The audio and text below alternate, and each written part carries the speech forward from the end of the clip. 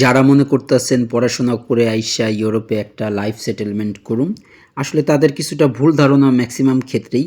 একমাত্র যারা বাংলাদেশে ভিকারুননিসা কিংবা অগ্রণী এইসব লাইক টাইপ অফ স্কুলে যারা পড়াশোনা করে তাদেরটা ঠিক আছে।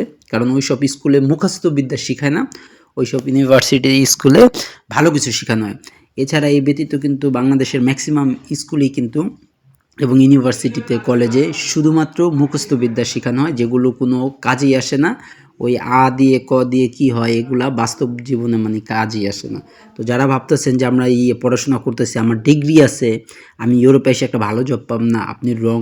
অনেক লোক আছে, অনেক ছেলেমেলে আছে যারা ইউরোপে স্টুডেন্ট বিষয়ে আসে, পরে কি করে তারা পার্ট টাইম জবের জন্য এমন রেস্টুরেন্টে করে, ওয়েটারি করে, এই করে সেই করে, পরে তারা হারায় যায়। পরে তাদের পড়াশোনাও থাকে না, ক্যারিয়ারও থাকে না, তাদের ক্যারিয়ার হয়ে যায় as a waiter, as a chef কিংবা মানে রেস্টুরেন্ট লাইনের জবের একটা কিছু। তো ভিডিও